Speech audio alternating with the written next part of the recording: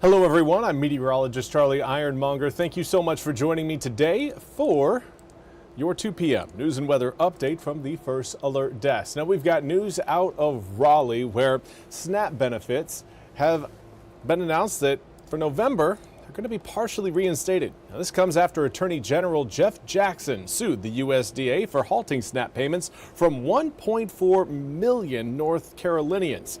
Now, Jackson said, quote, "The Agriculture Department has told the court it will use its entire emergency fund over the next month to make 50% payments to every SNAP recipient. That will zero out the emergency fund," end quote. Now, he says his office is continuing to review the order to see what else he and other officials can do to assist during the ongoing shutdown.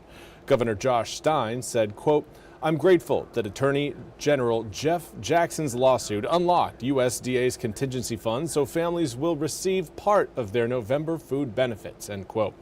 Now, Stein also announced last week that the state will give $18 million grant to food banks.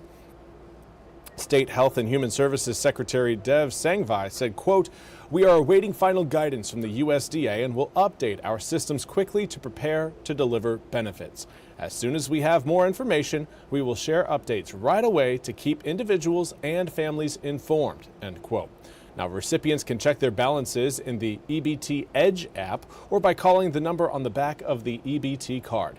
Individuals may dial 211 or visit nc211.org to connect with local food pantries, meal programs, and other essential services. And after, again, some rain over the past few days, not a lot, but enough to actually cause some flooding, that has led State Representative Keith Kidwell to call for action in more flood prevention in Washington, in Beaufort County. Now, he said, quote, "When less than an inch of rain can shut down parts of our city, that tells me we have a serious problem that's not being fixed," end quote. Now, Kidwell says he's working to understand the source of the problem and implement solutions as flooding occurs when it rains in Washington. Now, Kidwell said his office will continue to seek information from residents impacted by flooding to strengthen his call for action. And now we want to turn to your weather forecast, and the good news for those of you watching around Washington who again experienced less than an inch of rain and saw flooding in the city.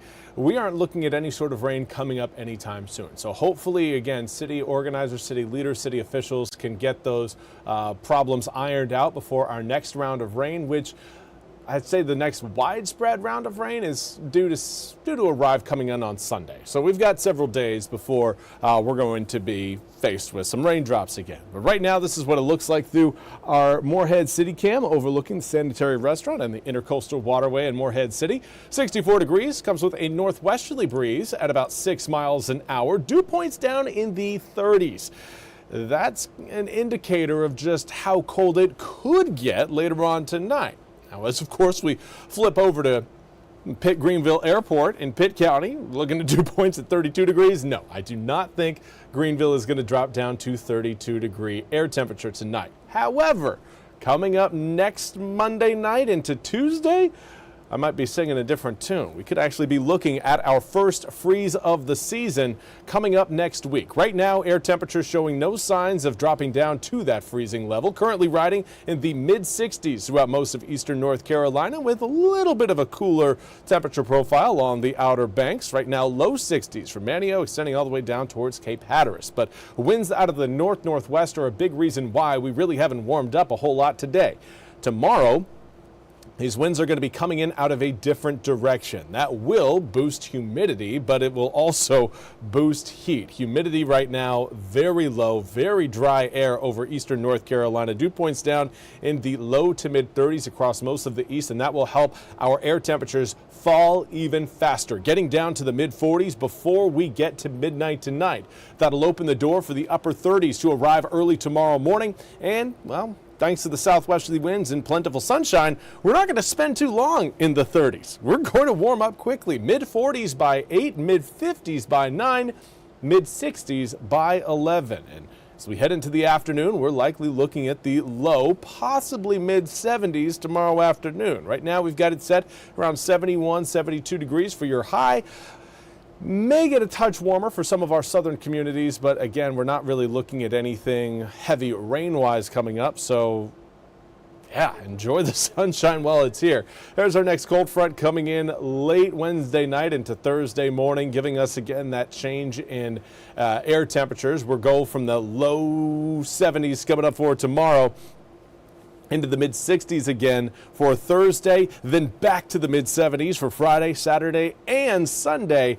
And then next week, get ready for the cool down. 54 degrees on Monday, 52 Tuesday, 57 Wednesday. But those overnight lows are going to be down at near freezing for Monday night as well as Tuesday night. So gardeners, be aware, the end of growing season is right around the corner. Well, that's all we have time for today's 2 p.m. News and Weather Update from the First Alert Desk. I want to thank you all so much for joining me. We'll be back with more news and weather coming up at the top of the hour. Until then, I hope you all have a fantastic rest of your Tuesday.